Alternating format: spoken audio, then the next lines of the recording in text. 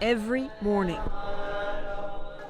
Many of Kathmandu's Buddhists are drawn every morning to the temples. Thousands of mantras inscribed on those prayer wheels. They spin them, circle them. It's crucial in Buddhism to relieve the misery of all beings. And that's the sound of healing, to drown out Nepal's soundtrack of sorrow.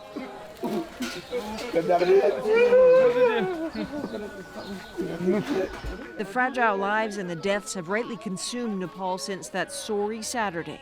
But some here are now looking beyond the faces and instead all around them.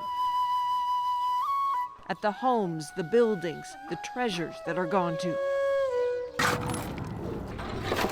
All this digging you see behind us, for once, isn't about the grim task that we've been watching over the last several days of trying to recover bodies. This is about trying to gingerly, methodically go through the rubble and pull out pieces of Nepal's history, recover a little bit of what was lost. This rubble heap now was less than 2 weeks ago the temple of the Hindu Lord Vishnu in Kathmandu.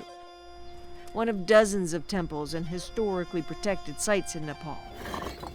Places that are gone or ruined, the loss so big, as with this whole crisis, that only the view from the sky gives you the scale of it. UNESCO says no modern-era natural disaster has ever destroyed so much cultural heritage.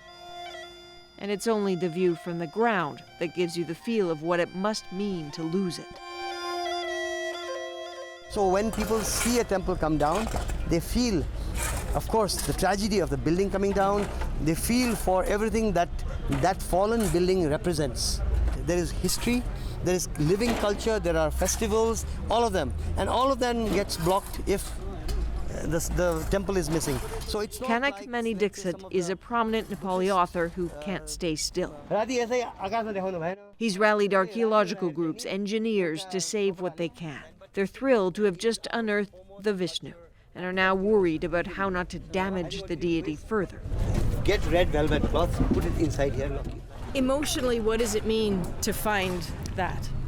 This is a proud Vishnu that has been standing tall and very heavy for the last century and a half and more. And so to see it lying down there as if in a supine state it's actually emotionally quite rattling. So we'll put a little pillow over the head and just hope that deity Lord Vishnu will forgive us as we have gone about trying to firstly bring down the ruins and then rebuild his temple as it used to be. The people poring over this are largely volunteers. Together with the military, they have their orders: find, catalog, protect each treasure. The griffins, the parts that remain, and incredibly, try to save each usable brick. Even the dust matters. The mud, the dust is mud, and it is a mud mortar. The building is kept together by mud mortar. And you want as much of the original structure going back into the next one. The dust. It chokes Kathmandu now. It is its sepia filter, adding to the otherworldliness of staring at a place like Kathmandu Darbar Square. It was our pride. Yeah. It was your pride. Yes, yeah. And it is gone now, so we are feeling so bad. To understand how they feel, look at how they're used to seeing it. A place always alive. The spiritualism of the Hindu and Buddhist traditions just woven into Kathmandu's daily rhythms. A place now transformed so profoundly, Nepal wants the international community to step up for its preservation. After, of course, the human needs are addressed. It will take billions of dollars. Those who come to just look sometimes bring their burdens with them. This man, whose brother was killed, whose wife had a heart attack during the quake, how does he process this, too? That the buildings, he says, are just buildings. Yes, the temples are gone, but the gods are still there. It's not that the gods have run away elsewhere. That seems solace for many. But across the city at another broken square, Patan Square, it's not enough for Rohit Ranjitkar of the Kathmandu Valley Trust. He's an architect who says buildings do matter. It's not just about the gods. He's angry that splintered wooden treasures cast about like matches have been looted. So protectively, he's gathered as many as he can in a museum's courtyard. Some of the pieces are really heavy. You need at least a long piece, 10 people to carry. How old are some of these pieces? Mostly they are all 16th, 17th century. And now someone has to sit here.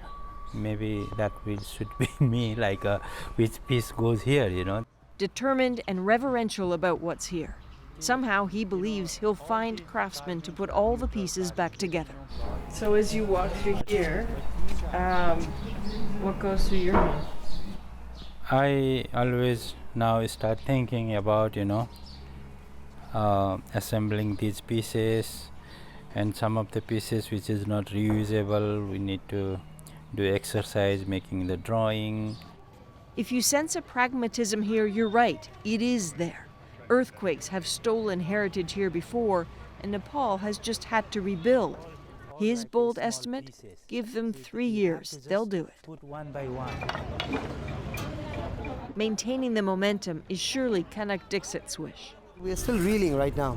So in this crisis, when you see, you might be in crisis, but when you see other people taking heart and trying to do something, and there is community activism, there is help from the security forces, there is now, you also hear all these airplanes flying about, bringing in relief. I think all of it helps to give people a sense of tomorrow.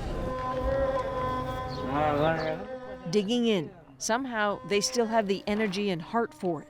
The earthquake beyond anyone's control, but emerging from its hold, now in their dusty hands.